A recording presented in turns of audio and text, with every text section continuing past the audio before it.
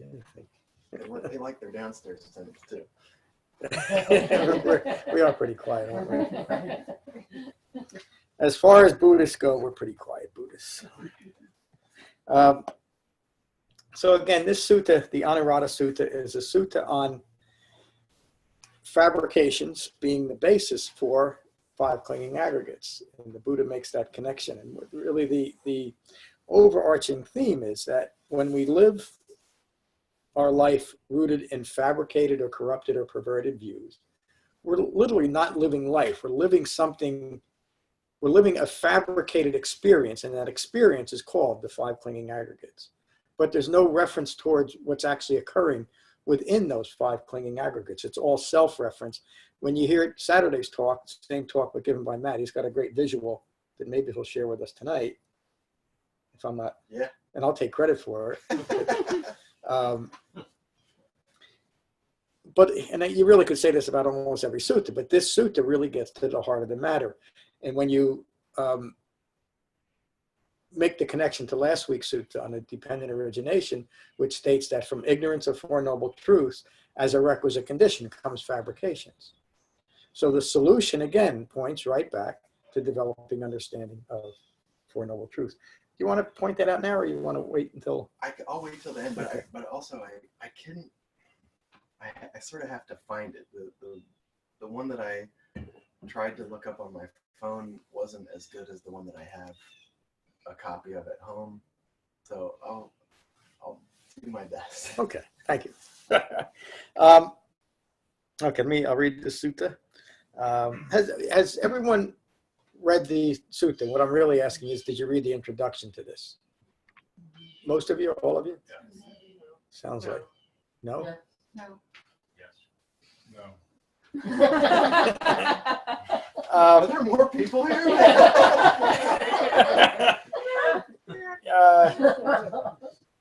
Let me. I think I gave it enough introduction so that you'll have the context. And if not, just ask me. If you're confused by it, just please let me know. I have heard the Anuradha Sutta. I have heard that on one occasion, the Buddha was staying near Vasali. Venerable Anuruddha has visited the Buddha from his forest hut. While traveling to the Buddha, a group of wandering sectarians encountered Anuradha. The group had common questions for Anuradha. The Tathagata, the awakened one, has been described as having one of these views. The Tathagata, the Buddha, I'm going to use the word Buddha anyway. The Buddha exists after death. The Buddha does not exist after death. The Buddha both exists and does not exist after death. That's something that Nagarjuna made famous in his extrapolation of this. I won't get into it, but that's a common belief, especially in modern Buddhism. The Buddha neither exists nor does not exist after death. So there's a subtle, I didn't say it right. Let me read those last two. The Buddha both exists and does not exist after death. The Buddha neither exists nor does not, I left the word out, does not exist. And so these are questions that arise from a mind seeking to speculate about its own, meaning fabricate its own existence, both in this life and in another life. All of these questions, common questions, still asked today, are rooted in fabrications. They're rooted in ignorance of Four Noble Truths. Venerable Anuradha replied that the Tathagata, the Buddha, the awakened one, is not described as having any of these views. So a mind that is stuck in its views will insist that, well, it must be at least one of these. Because if it's not one of these, then what is it that exists? But do you understand it? It's the question itself. Well, what exists after death? As far as the Buddha is concerned, nothing. As far as the Dhamma is concerned, nothing. The question itself is a fabricated question, and it leads to more speculation and more distraction. Why didn't he just not answer? Sometimes he did, and it depends on the situation. Now remember, this is Anuradha that's getting the question. And so like any one of us, and I've fallen into the trap, not as often as I used to, but when somebody asks you a question, you feel compelled to answer it, don't you? Even if you don't really have the answer, you'll come up with something because you don't want to look like you don't have an answer. Would the right answer would have been you're asking the wrong question? That is a good question. I think in this setting, because they're not really members of the sangha and don't really understand it, Venerable Anuradha doesn't want to respond exactly in that way. He wants to give an answer that is consistent with the Dhamma. Excuse me. And it's a little bit off topic, but it's important to understand that. For me to misrepresent the Dhamma at any time is simply leading to more confusion and deluded thinking for other people. So it's one of the things that the Buddha emphasizes over and over again, to be true to his Dhamma, have fidelity to his Dhamma. The wandering sectarians didn't buy it. The wandering sectarian said to Anuradha, "You are either an inexperienced newcomer or a foolish elder." So much for trying. Huh? The sectarians then took their leave of Anuradha. Not long after Anuradha thought, "If I am questioned again by seekers, how will I answer in such a way that will not misrepresent the Buddha's Dhamma," even though he didn't. So that these whose thinking is in line with the Dhamma will have grounds for criticizing. So that those whose thinking is in line with the Dhamma will have grounds for criticizing me, with a question mark. Anuradha went to the Buddha. He bowed and sat to one side. "Great teacher, a group of wandering sectarians asked me if you hold any views that agree with these views. The Buddha exists after death. The Buddha does not exist after death. The Buddha both exists and does not exist after death. The Buddha neither exists nor does not exist after death." I said to them, "Friends, the Tathagata, the awakened one, is not described as having any of these views." They then assumed I was an inexperienced newcomer or a foolish elder, simply because he couldn't answer a question that didn't deserve an answer within the framework of the Dhamma. Anuradha says, "I misrepresented your Dhamma. How should I respond in the future to present your authentic Dhamma so that I won't be criticized by the wise, even though they weren't wise?" In this next section relates directly to the 3 marks of existence. The Buddha responds, "What do you think, Anuradha?" And it relates directly to the 5 clinging aggregates. "What do you think, Anuradha? Is form permanent or impermanent?" Notice immediately the Buddha is not falling back into the trap of answering the questions or even getting into a discussion as to why he's not answering it. He's giving Anuradha a Dhamma teaching, so he understands from a Dhammic perspective how to properly answer that question. "What do you think, Anuradha? Is form permanent or impermanent?" "Form is impermanent, Master." "And is that which is impermanent easeful or stressful?" "That which is impermanent is stressful, Master." So as soon as we start identifying with the form, nama rupa, I'm creating stress for myself because it's a fabricated view. "And is it authentic to my Dhamma to join with what is stressful, to self-identify with what is stressful, by regarding what is impermanent, stressful, subject to change, as this is mine, this is myself, this is what I am?" Does everybody see the connection there? Mm-hmm. By joining with the form. And by self-identifying with form is joining to the form, and it is stress-inducing by identifying with it. Is that clear? Mm-hmm. And this is the beginning of form is the first aspect of 5 clinging aggregates.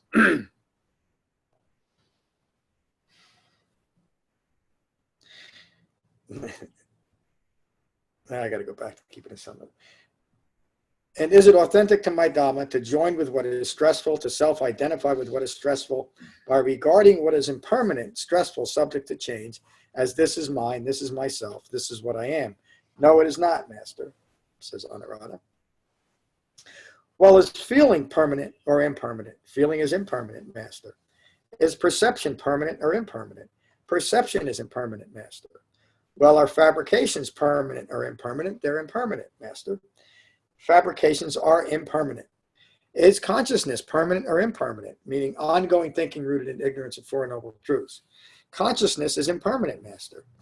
"And is that which is impermanent easeful or stressful?" "That which is impermanent is easeful or stressful." Those are the 5 clinging aggregates. "And is it authentic to my Dhamma to join with what is stressful, to self-identify with what is stressful by regarding what is impermanent, stressful, subject to change, as this is mine, this is myself, this is what I am?" A lot of commentaries. "No, it is not, Master." So the Buddha just taught Anuradha that those questions, those great questions that people have been asking since the beginning of humankind, are rooted in ignorance. The proper, it's not even that they don't deserve an answer. The right answer isn't even understanding, isn't even an explanation of five clinging aggregates. The right answer is a Dhamma that will lead to understanding five clinging aggregates. So it's almost as useless to that Anuradha would have answered, well, the problem is you don't understand form, feeling, perceptions, mental fabrications, or consciousness. That would have had no bearing either. So really what the Buddha is teaching Anuradha is that there's something missing in his own teaching here. You don't properly understand five clinging aggregates. Anuradha, do you regard form as the Buddha or as the Tathagata? No, I do not, Master. Do you regard feeling as the Buddha? No, I do not. Do you regard perception as the Buddha? No, I do not. Do you regard fabrications as the Buddha? No. Do you regard conscience as the Buddha? No, I do not. Well, Anuradha, do you view the Tathagata as being in form? Do you view the Tathagata as being other than form? Do you view the Tathagata as being in feeling? Do you view the Buddha as being other than feeling? Do you believe the Buddha as being perception? Do you believe the Buddha as being other than perception? Do you view the Buddha as being in fabrications? Do you view the Buddha as being other than fabrications? So he's telling Anuradha, you got one choice or another. It's either this or something else. The something else is rooted in ignorance. Do you view the Buddha as being in consciousness? Do you view the Buddha as being in other than consciousness? No, I do not, Master. Anuradha, do you view the Tathagata as five clinging aggregates, as form, feelings, perceptions, mental fabrications, and consciousness? No, I do not, Master. Do you view the Tathagata as without form, feeling, perceptions, fabrications, or consciousness? No, I do not, Master. So, Anuradha, when you cannot describe or establish the Tathagata as a permanent truth in this present life, is it authentic for you to declare that the Tathagata, the awakened one, has any of these qualities you described? No, it is not. So attaching the quality of existing after life or not existing after life, or both existing and not existing after life, or not existing after life and not existing after life, as ridiculous as that is, it's a common question, are all foolish questions and do not accurately describe the Buddha, the Tathagata. So even if you provided a speculative answer that satisfied the questioner, you're still just confusing them, and you're also reflecting your own foolishness, your own confusion, by the need to feel like you have to supply an answer. Let me continue. Anuradha, you have learned well. Remember what I teach, and this is important because this is the Buddha's reminding Anuradha, and every one of us, 2,600 years later, this most important line that I'm about to read. And hopefully Anuradha learned it, because then he won't allow himself to fall into speculative applications of the Buddha's Dhamma.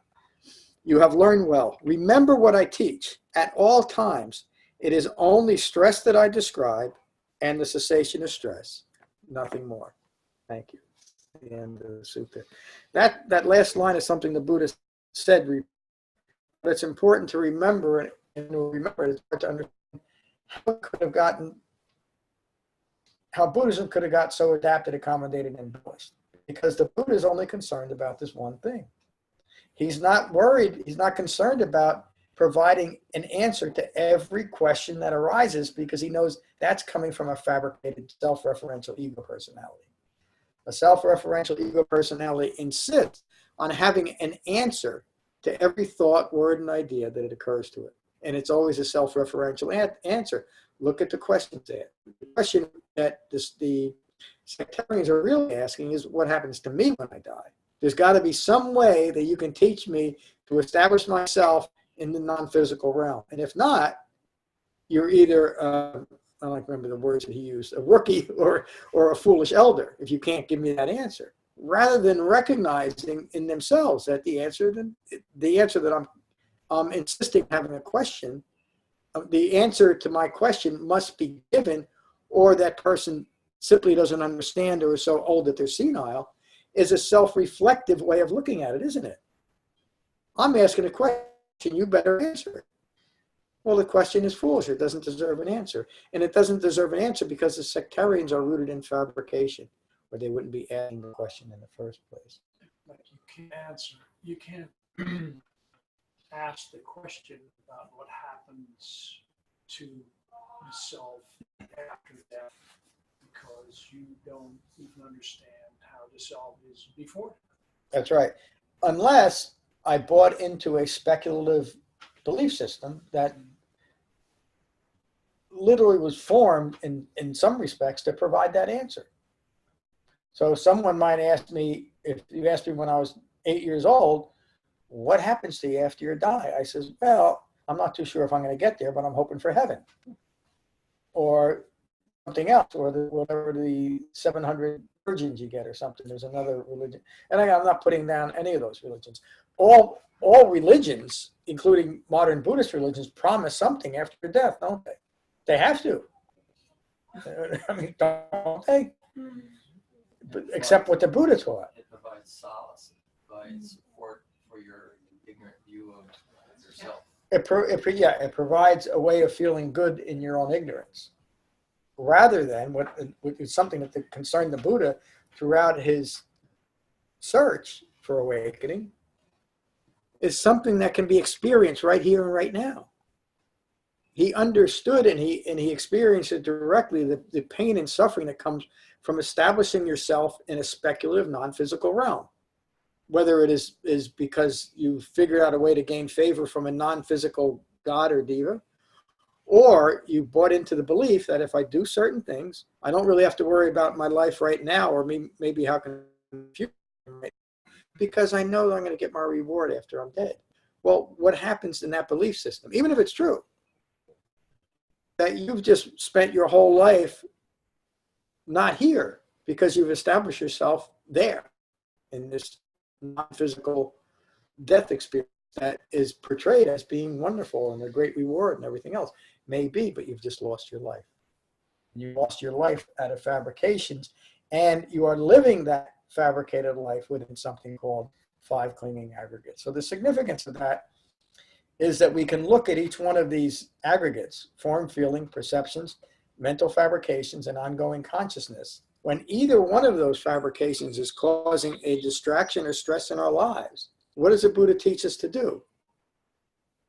When I find that it's my feelings that are causing a distraction or stress in my life, what does the Buddha teach me?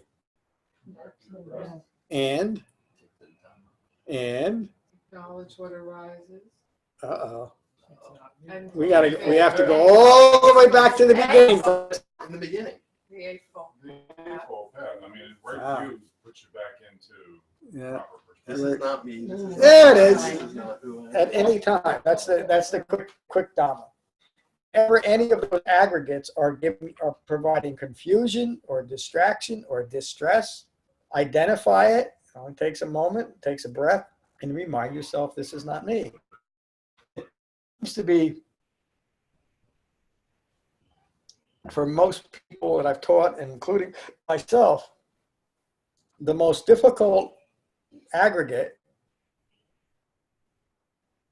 to remind myself is not me, is my consciousness, my thinking. Because the thought occurs to a self-referential ego personality, you have already joined the thought. And that's why it becomes so difficult to recognize and not justify your beliefs, no matter what they brought to your life. And remember, any belief that is rooted in ignorance of Four Noble Truths is a fabricated belief. They all manifest in hindrances. Yeah, you're 2 weeks ahead of me. Yes, and they do Brown noses on this in a very practical way too, because It makes it easier to apply ill will and the others. It's more real life, yes, and it makes it easier to then go back and then look at the aggregates and back into those. I find. oh yeah, When I sit and those things arise, I tend to lean toward understanding hindrances, and then it flows back to understanding the aggregates, and then all the way backwards. Yeah, right. Thank you for that. Yeah, the hindrances are the immediate practical experience of fabrications. And so you can say that the immediate practical experience of finding aggregates and believing that. And so it is at that point that you can practice when a hindrance arises. This is not me. This is not mine. And the Dhamma is just that practical and immediate. That comes right back to the 4 foundations of mindfulness. Yep. Being mindful of your breath, thoughts arising, passing away, feelings, and the quality of your mind. Yep. And if the quality of your mind is stuck in a hindrance, then you know what's going on, and you can understand that it's from fabricated views, from being in wrong view, Yep. and it all kind of just falls apart. And so thank you for that, Frank, because that fundamental teaching from the Satipatthana Sutta, what we do in meditation, also includes further on what we do off our cushion, doesn't it?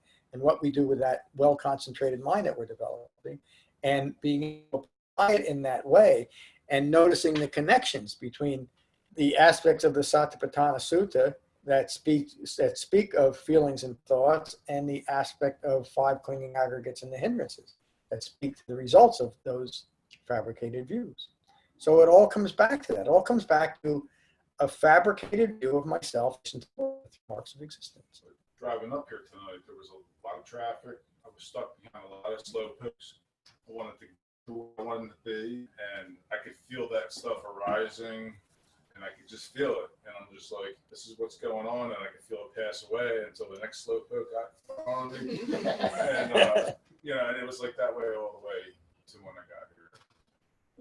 Yeah.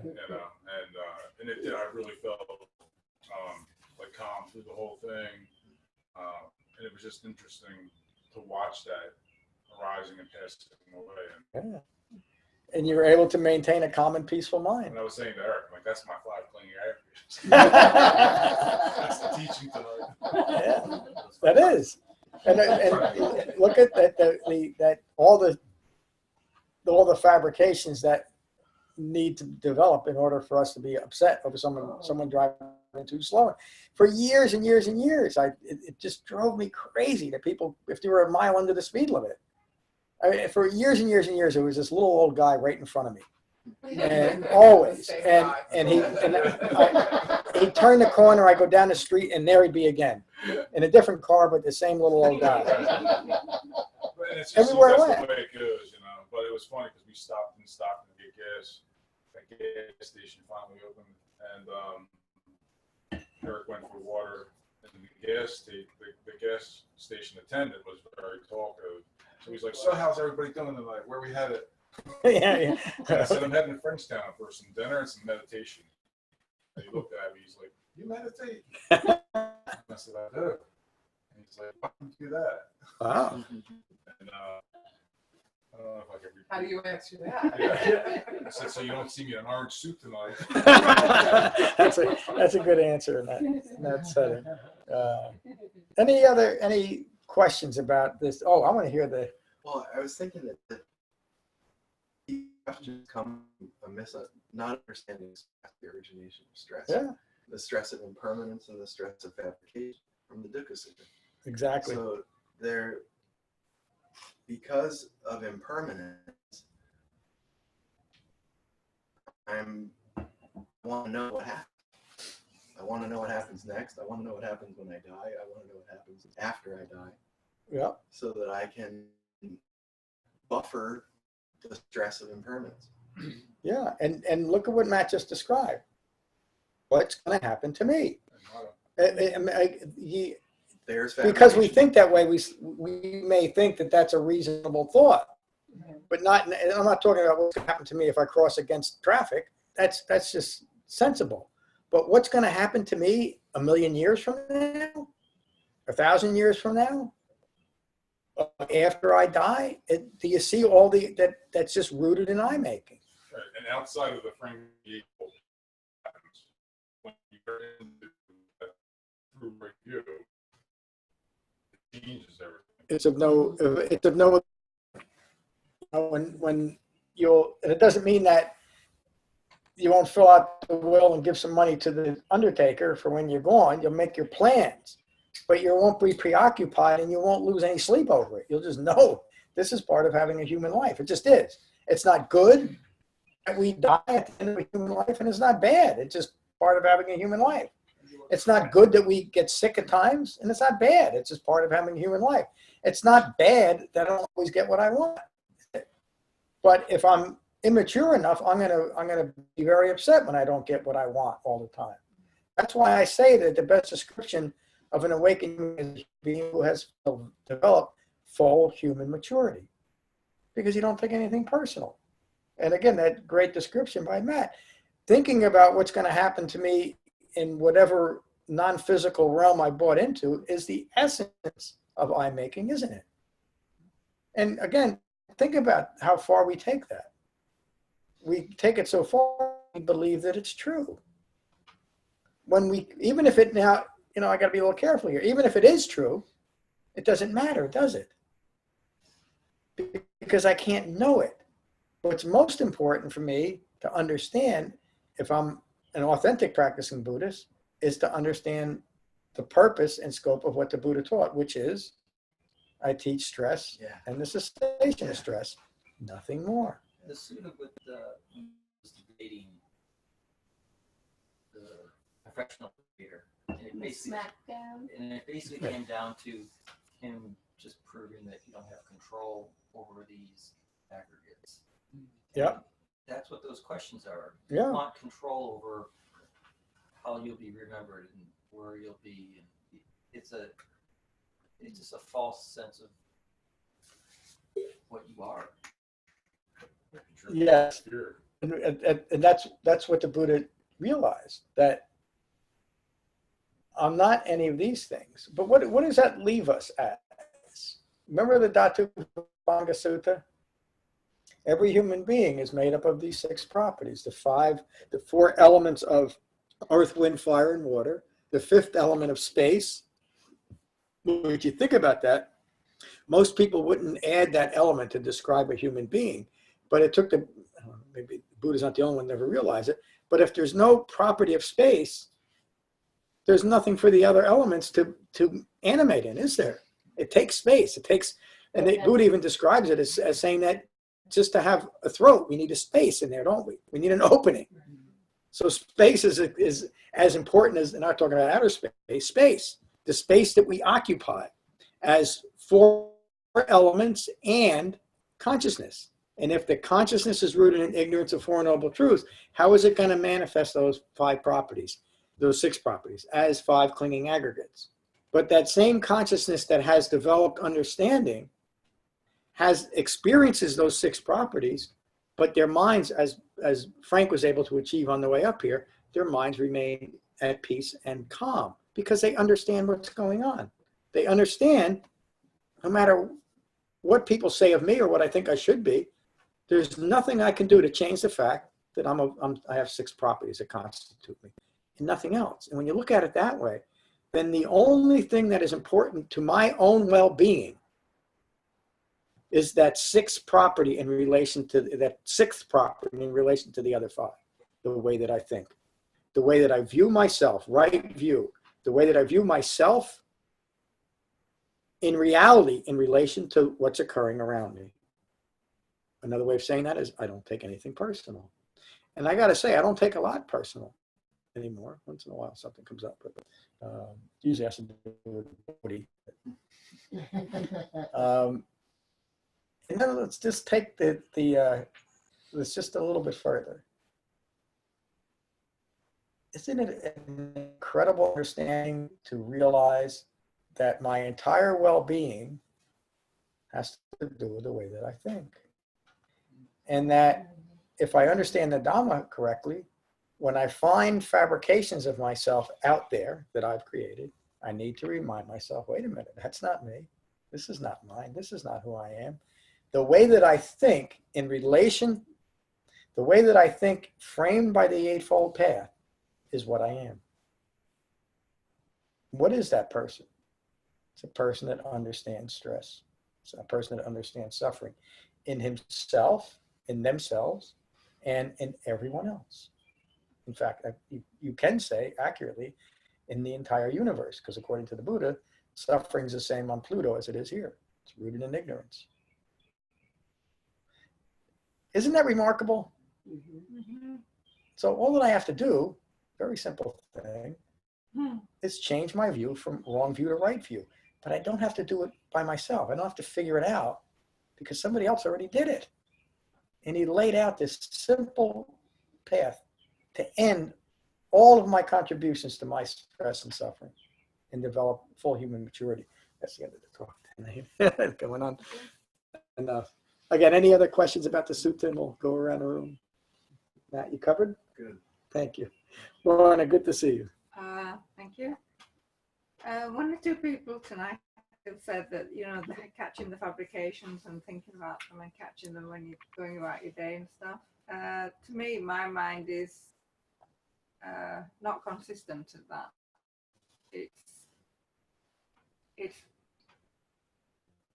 It's easy. It's difficult sometimes to figure out if I'm thinking or in a fabrication. And whether I can see that depends on how I am at that time on that day. Yeah. It's not consistent. So obviously I know the teachings in a sort of consistent way, but I can't, because I get caught up in the day, I'm not consistent at following my thinking.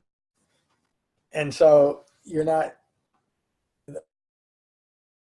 and so in that moment, you're not secluded anymore, are you? Definitely not secluded. Yeah. Definitely not. And so it means that in that moment, you've lost a bit of concentration. Yeah. And so how do you know? Sometimes it's impossible to know. You know, we're just so caught up in it that it's not till we're removed from a situation and maybe hours or even days later, we're able to look back on it and realize, wait a minute, that wasn't me. That's not based in reality. But often if we're finding ourselves agitated in any way, and that could even be feeling extremely blissful over something that really we shouldn't, is agitation. So if you want to understand that and you recognize the agitation in some form, you know that there's a fabrication in place. Reality never disturbs in that way. It doesn't mean that we don't, it doesn't disturb in a way that we understand that suffering is a consequence of living in the world. But also not be able to pinpoint the underlying motivation of your thinking at the time can also be disturbing. Because you can't pinpoint if you're I'm making or you're thinking. Yeah. And that's disturbing too. And the best thing to do right now is to the prevailing fabrication that's creating the disturbance is that I'm be awakened right now. I'm not. Do you see? And so you can still get at that root cause of impatience is driving this. And then you can remind yourself how fortunate I am that I have a Dhamma practice that will eventually get me to the point where I recognize it. Because you've recognized and abandoned a terrific amount of fabrications, haven't you? Yeah. And we all have. But we all get caught up in that too. That, you know, and that it can manifest.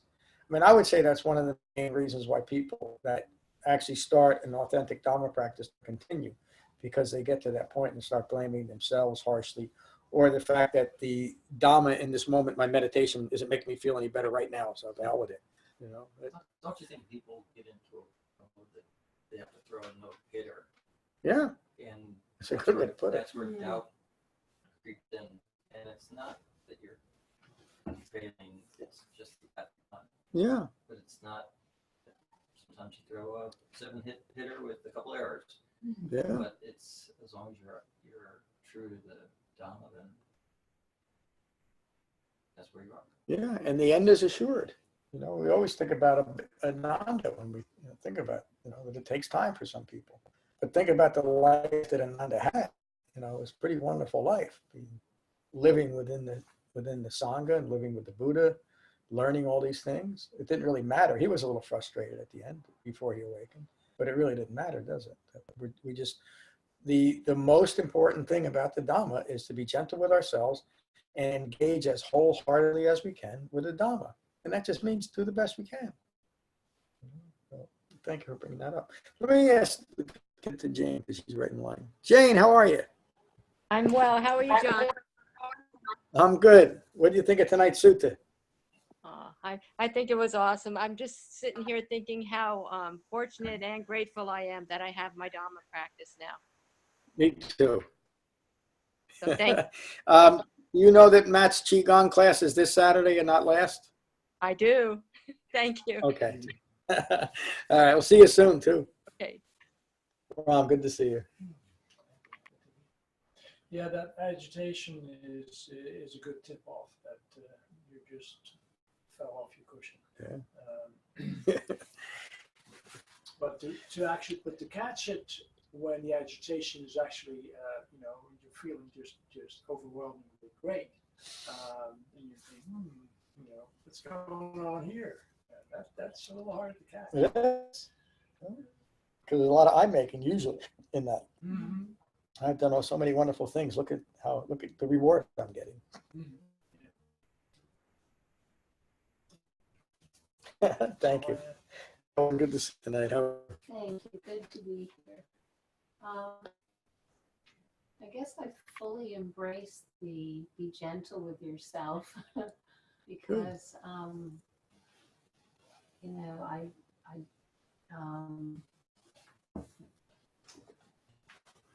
or my expectations are that it's not going to happen overnight. We have this interlude between birth and death. And I didn't know when I was going to be born, and I don't know when I'm going to die, but I'm not worrying about either one of them. And so every day that I wake up is another opportunity. And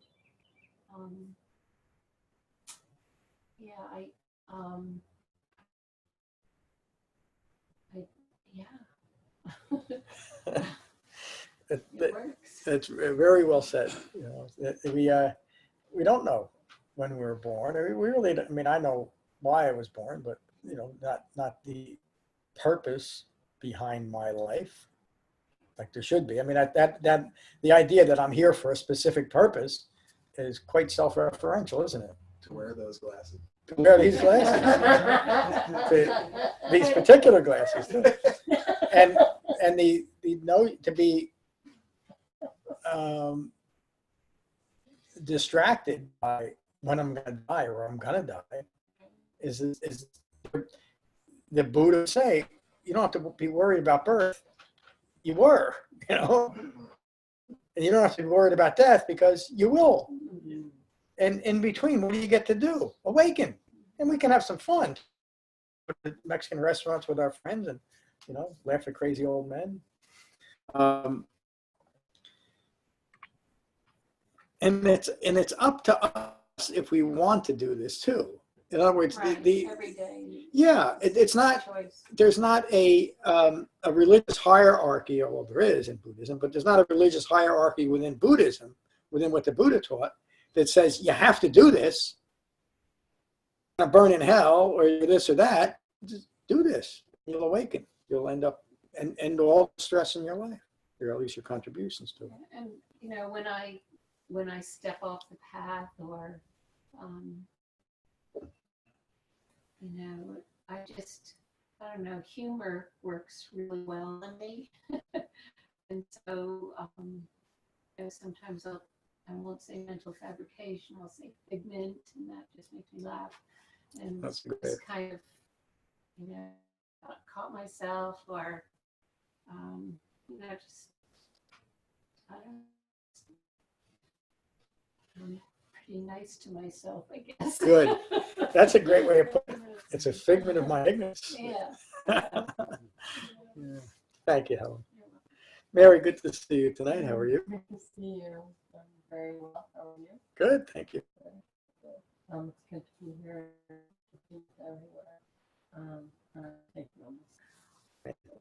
Hey, good to see you tonight. Oh, good job. Thanks. Thank you.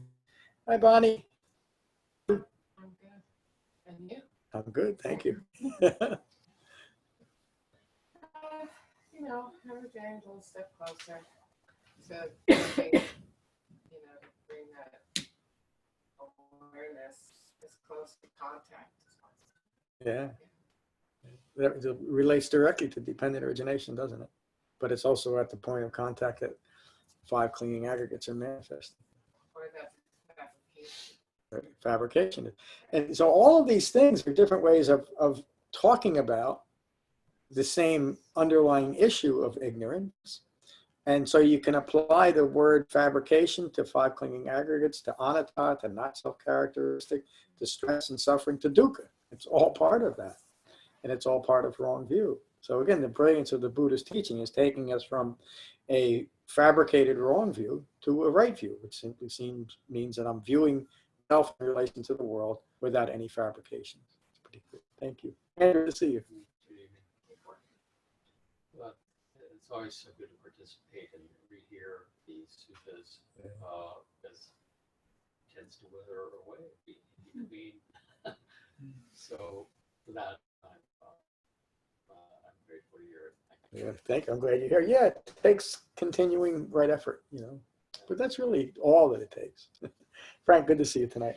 It's good to be here. And good to see everybody. How you doing, John? I'm doing good. Thanks for responding to my Easter request. Oh, it all worked out? It was, I was trying to access that Dhammapada 16 through the Podbean, and on that the link takes you to 15. So I went in through the Becoming the web page, and it took me right to it. Yeah, it might have been just something a little bit screwy with the app cache, because I went, as soon as you told me, I went directly to Podbean, and it's displayed properly there, meaning it's displayed properly within their system. So it worked out. Yeah. Let me know if it happens again. I'll show it to you after we're done. Okay. But you know, when I first read the sutta, it kind of I felt agitated when I read it. The silly questions and stuff like that. Those things, because it's not what the Buddha taught. And go right to the very last paragraph, and he said, I teach stress and I teach cessation of stress. And Yep. I can live with that because that's so simple, and it helps me in my everyday life.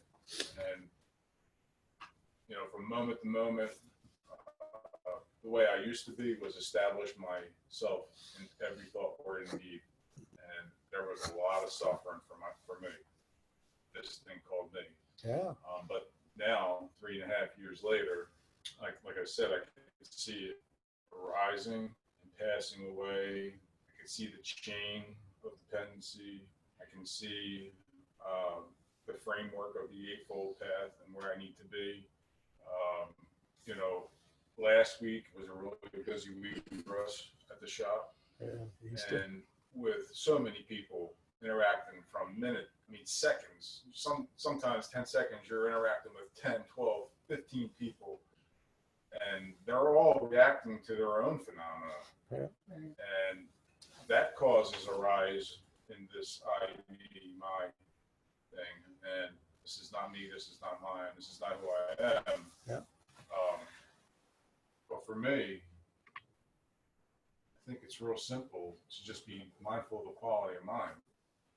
And because that's like the wheelhouse right there. Yeah. And when I'm in judgment, or I'm in ill will, or I'm in doubt, or I'm in any kind of mind frame other than peaceful, I come back to my breath, and I just realize that I'm caught up for a second. Yeah. And every time I abandon a thought or a feeling or a mental quality of mind and come back to my breath, it's impermanent. Yeah. And you have that direct experience of it. It is. It's just that way. So thank you, Frank. Glad you're here. Nick, good to see you tonight. How you doing? I'm doing okay. I don't really have any comments to make. What I'm doing is interesting. I was coming back from New York, driving back from the car show. We went to the car show and took the ferry. And I said to myself, you are going to hit traffic it's going to be bad. You're driving at exactly the wrong time. Just still hard to do. But I did. I came across a number of situations where I said, I just want to. Nick, that's remarkable. You gave yourself the option to not lose your mind, and it's just that way. I don't want to overemphasize it, but that's a direct example of gaining the ability to not lose your mind. You didn't, despite, I talk about that little old man who's always in. I'm the little old man now. Have I gotten in front of any one of you? Because I'm it. Russ, good to see you. And it doesn't bother me that much. I'm at peace with it. I was just thinking about this teaching and the fact that these folks want to know like the answers to the big questions. Like, you want to cause stress, try to find the answers to the big questions. Yeah. You've been doing it forever. Yeah. And for me, stress is such a part of life, whatever, that those levels of stress don't get me. It's when I start thinking about the retirement and the bigger picture stuff, that's when I get stressed. And that's where I think meditation, getting back and saying, you know what, I'm ruining the quality of my life today. Yep. I think about that stuff. Yeah. So that's kind of what this. Again, it's a practical example of how to apply the Dhamma. And the truth of the matter is, the more awakened, the more fully mature you are, the better you'll be to address your retirement in years beyond. Right. Or not. You may choose not to. But no matter what, in that normal human process, you'll maintain a calm and peaceful mind, which is what we all want. I mean, even when I was a little kid, frustrated and confused about every single thing in the world, and I didn't realize it at the time, but what I was hoping to, and the things that I did were foolish strategies to create a calm and peaceful mind, such as drinking 2 quarts of vodka a day. Eventually, I got to that point where I had a calm and peaceful mind.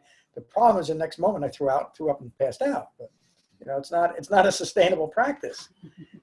But we, excuse me for the graphicness of it. But that's why we do things. Everything we do to satisfy a self-referential ego personality.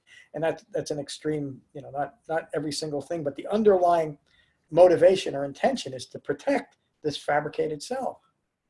When we let go of the need to protect what is fabricated, peace prevails because there's nothing else to do except live our lives. Great. Any other questions or comments? Oh, I'm sorry, Eric. You're a little bit out of position. How are you, my friend? Good. How are you? I'm good. I didn't have anything to add to it. Just like Your practice is going well? Good.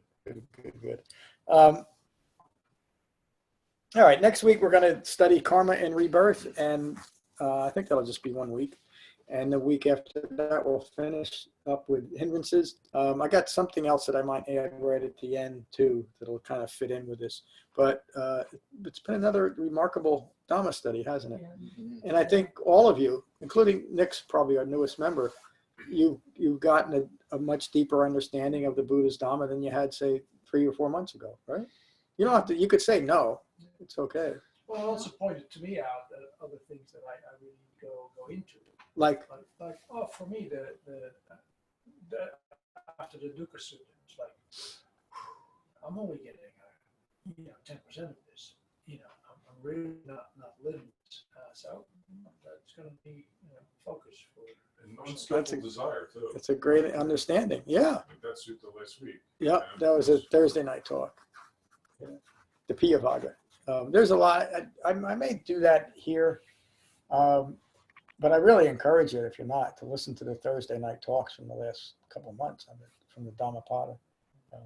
They're really good, concise, short teachings on one particular subject like that one, on the importance of skill for desire.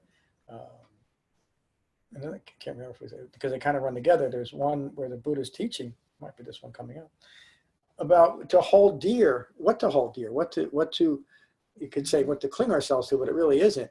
And ultimately what we should hold dear is the Dhamma.